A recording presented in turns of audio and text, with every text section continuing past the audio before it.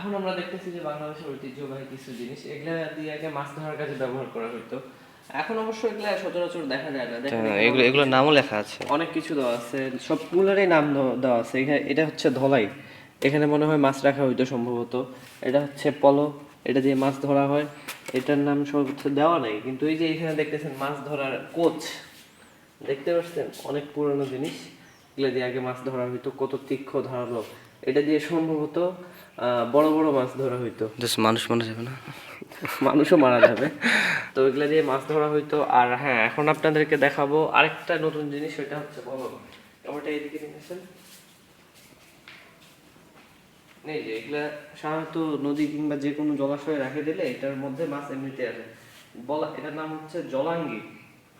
তো এটা হচ্ছে ডাকুরি আর ডাকরি, এরকম একটা ইয়ে কিন্তু আমার ছোটবেলায় ছিল। তো এটা দিয়ে মাছ ধরতে যাইতাম, ইয়ে করতাম। অনেক সুন্দর, এগুলা দিয়ে অনেক সুন্দরভাবে মাছ ধরা যায়। আর এটা হচ্ছে চাচ। এখানে দেখেন আরেকটা ছোট্ট একটা জিনিস দেওয়া আছে, ঠোসা। তো এটা দিয়ে সাধারণত কি করে সব দেওয়া আছে।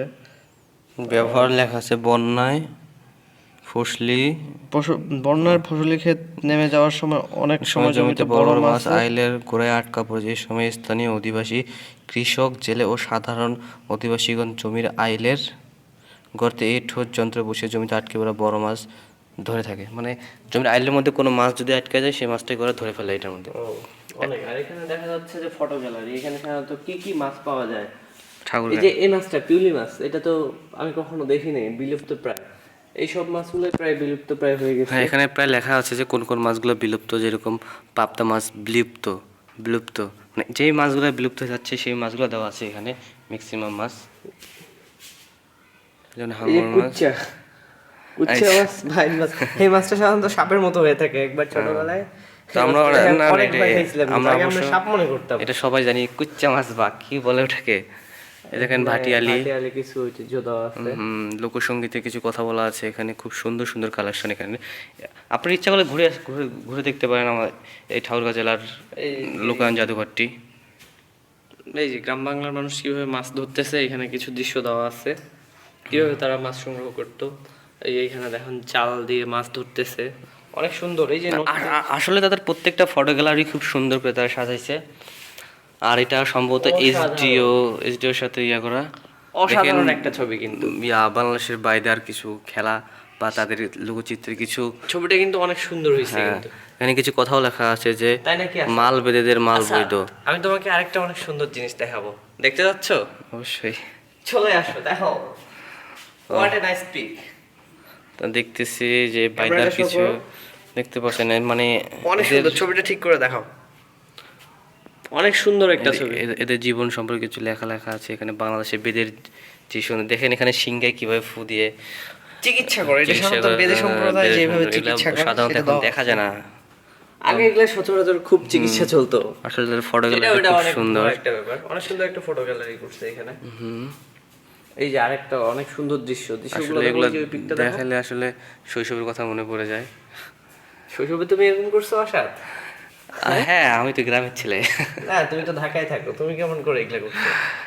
নৌকাবাজ। এই যে নৌকা বাইচ, আসলে এগুলা আমি কখনো দেখিনি নৌকাবাজ। আসলে আমার সৌভাগ্য হয়নি কখনো দেখার। আমারও সৌভাগ্য হয়নি। তো ফটো গ্যালারি গুলো অনেক সুন্দর। এই যে দেখো, ফটোটা দেখো। সামনে দেখতেছেন পাখি কালেকশন, তাদের খুব সুন্দর সুন্দর পাখিদের ছবি দেওয়া আছে। নাম দেখতে পাচ্ছি না। তারপরে লিখছে বাংলাদেশের বিভিন্ন জলচর প্রাণী বলা হয়েছে যাদেরকে, দ্যাট মিনস তারা বিলুপ্ত হয়ে যাচ্ছে আস্তে আস্তে, তাদেরকে এরা কালেকশন খুব সুন্দর করে রাখছে এখানে।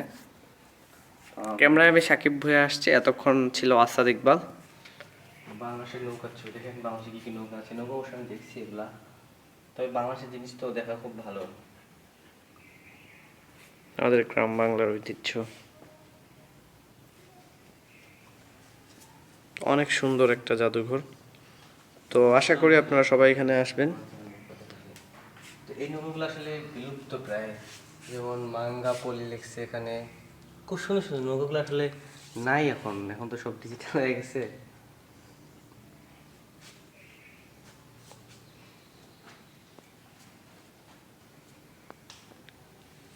দেখুন এখানে খুব সুন্দর একটি প্রশ্ন উত্তর পর্ব তারা তৈরি করেছে।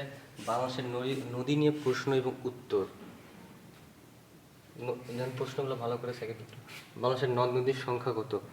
230টি। খুব সুন্দর করে এখানে আসলে অনেক কিছুই শেখা যাবে, আসলে এখানে শেখার অনেক কিছুই আছে, অনেক কিছু আছে যেখানে অনেক কিছু শেখা যাবে।